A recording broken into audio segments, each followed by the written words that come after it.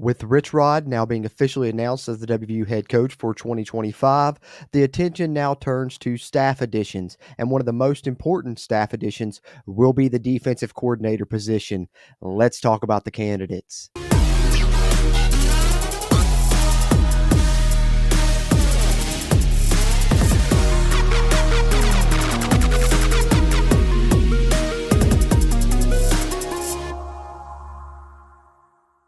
What's going on, Mountaineer Nation? Welcome back in here to the Country Roads webcast, here to continue to cover the coaching staff as it tries to build for the Rich Rod 2.0 era coming in WVU in 2025. We'll be covering it throughout here on the CRW, so if you haven't already, be sure hit that subscribe button. We'll give you a ton of Mountaineer football content throughout this offseason as this staff builds and as the roster builds as well. We'll be covering it all, and be sure hit the thumbs up button, give us a like on the video while you're in here. Really helps a ton with the YouTube algorithm. And with that being said, let's get into it and talk about the potential defensive coordinator candidates the Mountaineers are probably going to take a hard look at for this 2025 season under Rich Rod. And as we get into talking about this, personally, I believe that I've kind of broken this up myself. I think there's two main favorite candidates because we heard Rich Rod talking a little bit about his schemes. He was interviewed a couple times and asked about it, both offensively and defensively. When he talked about the defensive side and getting the defensive coordinator hire, he said, we have the money to make a good one.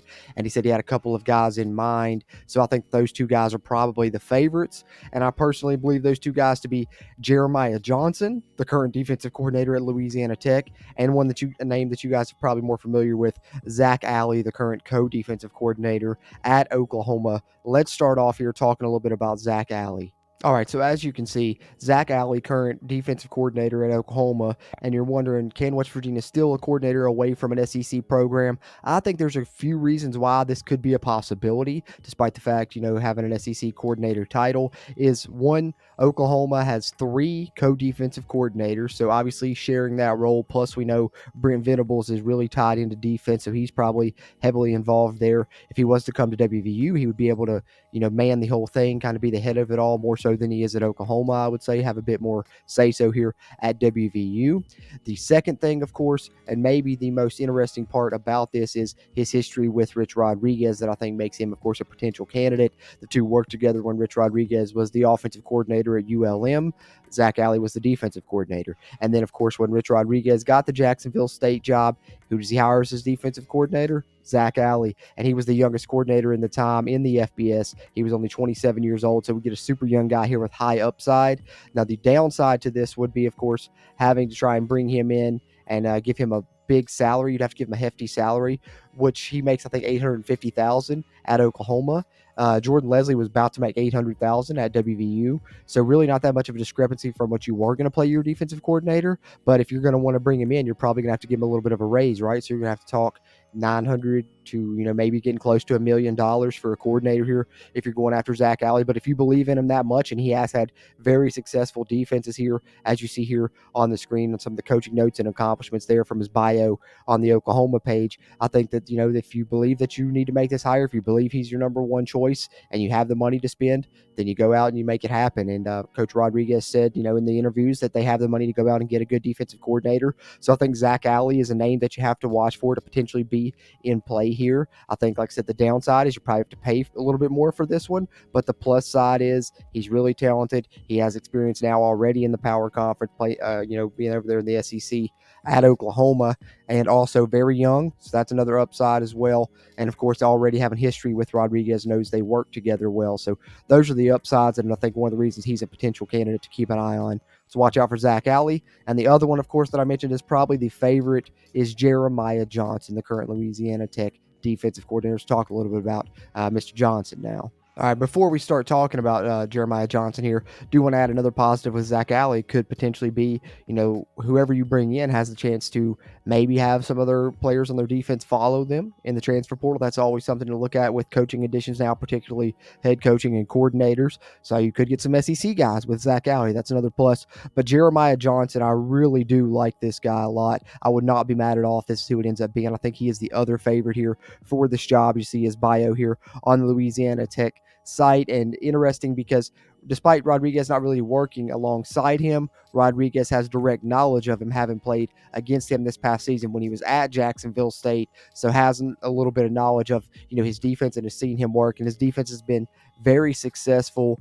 there at Louisiana Tech after he had moved up from the FCS level, where he had been a long-time successful coordinator at Northern Iowa. And we know Northern Iowa is a successful FCS program. So this past year was actually Johnson's second here at this level in the FBS, but was yet again successful. Now, Rich Rod's offense, we know, is explosive. They did put up 44 points against that Jeremiah Johnson Louisiana Tech defense, but it was their second lowest yardage total that they had when they were on their 8-game winning streak. And, they really did a good job kind of slowing down the run game a little bit, which is something that people don't do a lot against a Rich Rod offense. So I'm sure it gained some of Rich Rodriguez's respect, and why he's been reported as a potential favorite for this job and may have already even been contacted.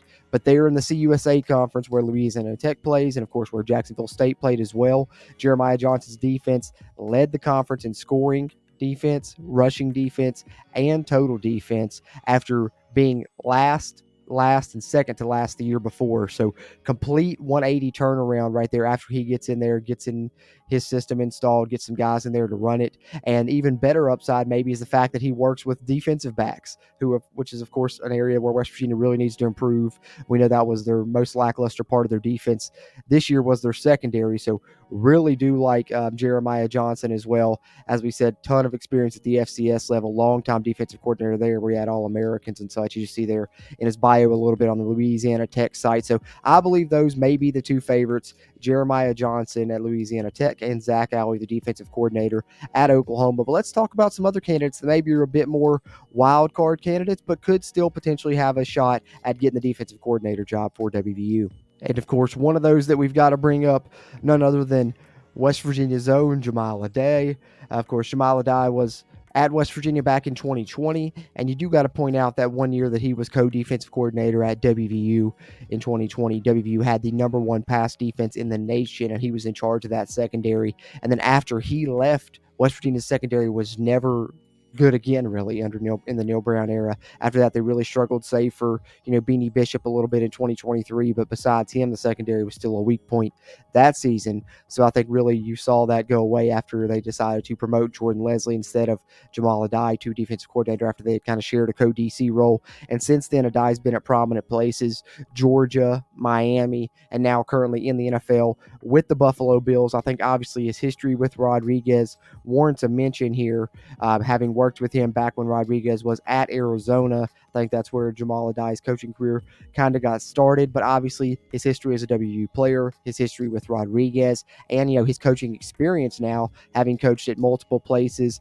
and he does have experience with the defensive backs. So maybe would he be someone you give a call to, even if it's not for a defensive coordinator job? Maybe he'd come be a position coach for you. I think that's a bit more of a stretch. I think if it's not for a coordinator role, it's going to be hard to get him away from the NFL. But he's someone to keep in mind if it doesn't end up being one of those favorites, in my opinion. Johnson or Alley, maybe he would be the next man up, and I think that would be a pretty cool story to have him reunite with his former coach. And he did have success when he was at WVU previously. He's also a tremendous recruiter and identifier of talent, developing talent. You look at Tyke Smith, who was here at WVU, and then of course he had at Georgia, who's now playing in the NFL, and you could name off a ton of others. And of course the success he had at WVU speaks for itself. So definitely I don't think would be a bad move, and would be one that would be an awesome story to see. And we got to of course talk about Jamal Aday as a candidate here. And then lastly, another wild card candidate, I think we got to talk a little bit about Ryan Walters here, who of course just was fired as the head coach of Purdue. Yes. So, didn't have a successful stint there in his couple years at Purdue really as a head coach, but I mean, that's a tough place to win. And funny enough, he's being replaced by Barry Odom, who he previously worked for, I do believe. But nonetheless, Ryan Walters did have great success as a defensive coordinator prior to being a head coach. As you scroll through some of his bio there on the Purdue website, you can see a little bit of his standout numbers there on the defensive side. And of course, still young, which I think is the theme with multiple of these candidates. And that's another plus side. Like I said, he did have success as a defensive coordinator. So, a name to keep an eye on is Ryan Walters for sure, because when he was the defensive coordinator back in 2021 and 2022, his defense led the FBS in takeaways and was second in scoring defense, top 3 in total defense as well. So he's put together some good defenses when he's been a defensive coordinator. So, he's a name to keep an eye on. If some of these others don't end up coming to fruition, maybe then they give Ryan Walters a call, because he's a guy that's going to probably end up with a power conference job or some high-level assistant job somewhere after being fired as the head coach of Purdue. So there's the way I kind of broke it down. The two favorites, Zach Alley and Jeremiah Johnson, and then a couple wild cards there in Jamal Adai and Ryan Walters. Let me know in the comments your thoughts on those. Who would you like to see? Who do you think there's any other candidates I should maybe throw in here? And of course, be sure to like and subscribe if you haven't already done that on this video. And I also want to mention, if you are a big-time WVU football fan, you can always support us monthly for as low as $1.99 a month. Become a channel member here. Keeps the mics recording and the cameras rolling, and you get great bonus content, including film reviews, player grades after each game, snap counts, injury reports, depth chart projections, game rewatch commentaries, ton of good stuff there. So if you're a WVU football fan, we really appreciate that kind of support if you're able to do it. If not, the fast, easy, free way is just that like and subscribe. But having said that, of course, I guess I do got to throw you at the tail end here. Just one final crazy wild card candidate, and that's always Jeff Castile. Could the band get back together? Obviously, he was Rich Rod's defensive coordinator his first go around. Jeff Castile has retired, but he's only like 1 or 2 years older than Rich Rodriguez, I believe. So you never know if he could choose to come back. That would be a crazy story as well. But I don't think that's going to happen. That's why I didn't really include him in the video. But that's the ultimate wild card right there, is Jeff Castile. But we'll continue to talk about the staff. I just wanted to focus on these defensive coordinators.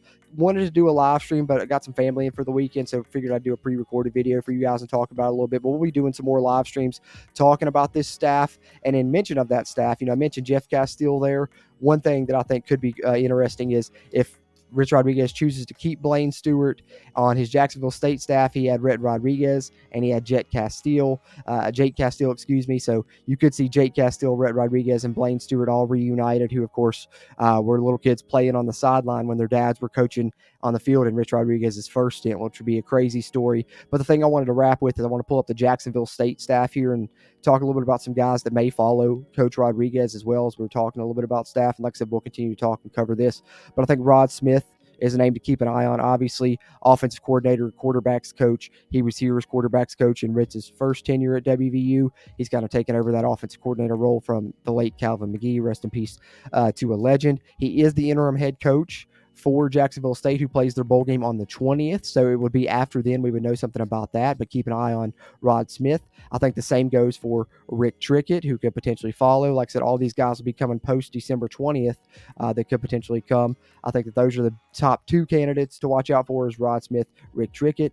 Parker Whiteman, strength coach. I would be surprised if he didn't come. A Mike Barwis disciple. Michael Nicewander is tight ends coach. Could he potentially come? Who knows? It depends on, I would think there's a good chance if anyone on the staff gets kept. Currently, it's Blaine Stewart, but could he shift over from coaching tight ends and coach something else? Or could Michael Nicewander do that? And then Brandon Napoleon, of course, son of West Virginia, great running back Eugene Napoleon. Got to be a chance that he comes home as well to WVU. So those are some names that I'm watching for to potentially join Rich Rodriguez from the Jacksonville State staff. And I think the two main ones, and of course I can't leave off Pat Kirkland as well. Maybe he may come as well. It's another one to watch out for. But I think the two main ones on the staff that I'm keeping the most eyes on, Rick Trickett, Rod Smith, and you could throw in the strength and conditioning coach Parker Whiteman, but I think watch Rick Trickett and Rod Smith. I'd be surprised if they didn't join Rich Rodriguez. That is, of course, if Rod Smith doesn't end up with the full-time Jacksonville State job. I think he's being floated as a candidate there, so we'll see what happens. But I think after December 20th, if he doesn't, you'll see Rod Smith and Rick Trickett join the West Virginia staff, and we'll see who else will come over from Jacksonville State. But regardless, we'll be covering it here on the CRW as that staff builds. Like I said, let me know in the comments your thoughts on these defensive coordinator candidates. Do you think Johnson or Alley could potentially be the one? By the time you're watching this, maybe we'll get some news on it. I expect it to come early this week. I'm putting this out early Monday morning on December 16th. We'll see what happens moving forward, but any news that breaks on it, we'll cover it here on the Country Roads webcast. So keep it locked in here by subscribing to the channel. As always, I'm Jordan Cruz, and until next time, let's go Mountaineers.